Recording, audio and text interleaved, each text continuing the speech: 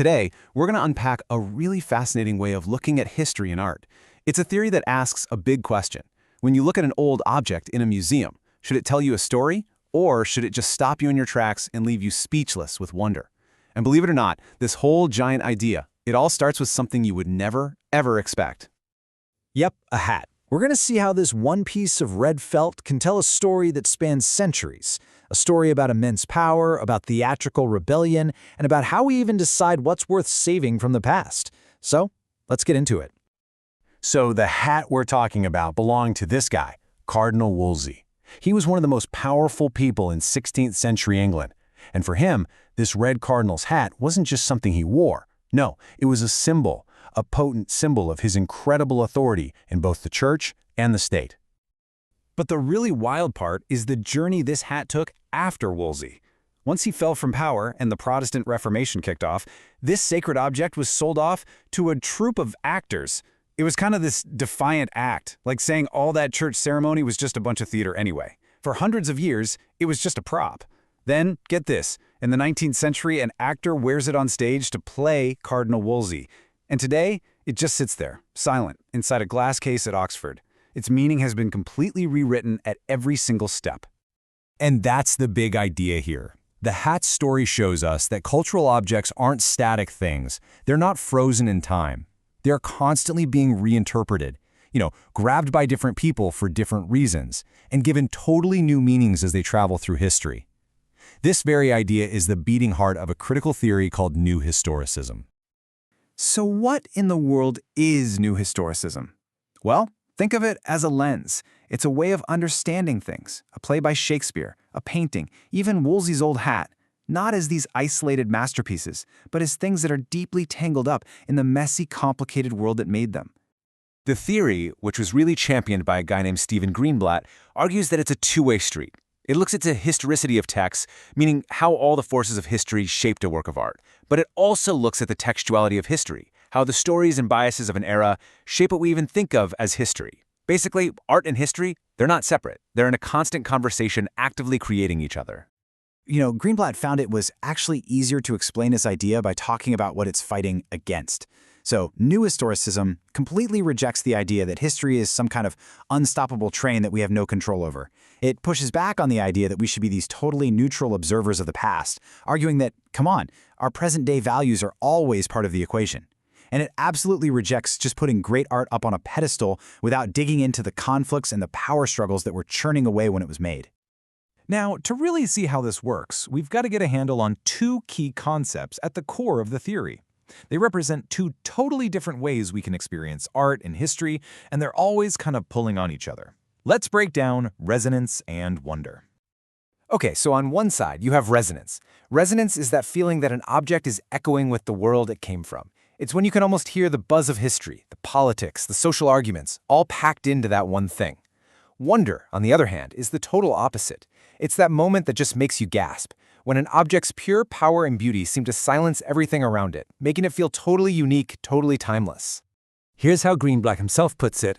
Resonance is when an object makes you feel those complex, dynamic, cultural forces that produced it.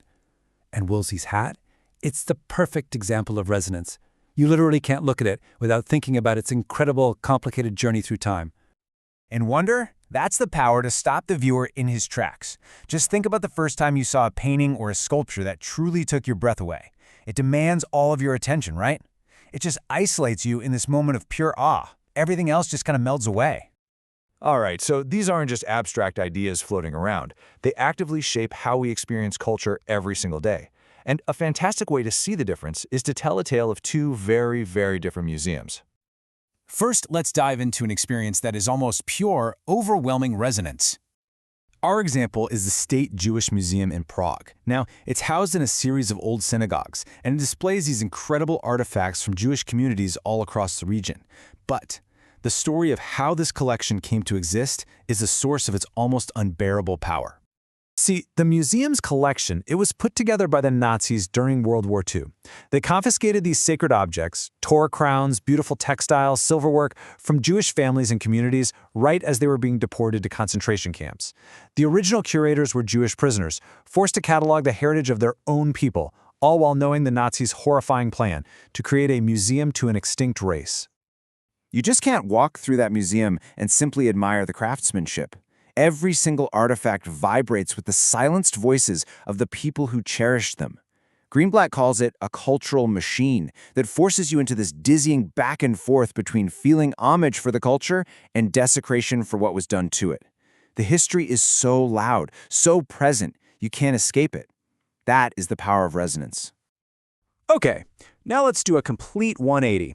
Let's move from that heavy weight of history to a space that is designed for a completely different experience.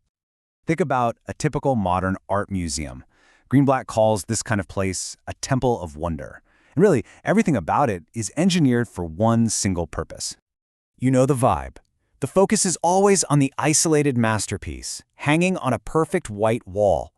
They use what Greenblatt hilariously calls boutique lighting to make the art look like it's practically glowing from the inside. The whole goal is to strip away the context, to silence those murmuring voices of history, and to create a moment of intense, enchanted looking that is all about the singular genius of the artist. This whole experience is about creating what Greenblatt calls the magical illusion of luminous, weightless suspension. The object is supposed to feel timeless, transcendent, separate from the messy, complicated world. It's designed to stop you in your tracks. That is the power of wonder.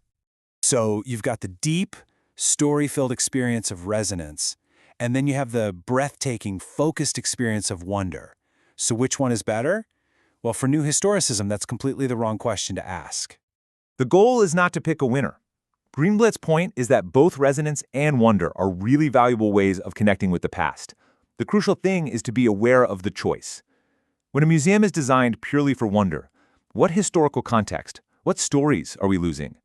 And when we focus only on resonance, do we miss something about the unique, singular power of a work of art? And that leaves us with a really fascinating question to take with us. What are our museums for? Are they meant to be temples for silent, timeless wonder? Or are they supposed to be forums for the resonant, complex, and often really difficult stories of our past? The next time you walk into a gallery, just ask yourself, what is this place asking me to feel? And more importantly, what voices is it asking me to hear? And which ones is it asking me to ignore?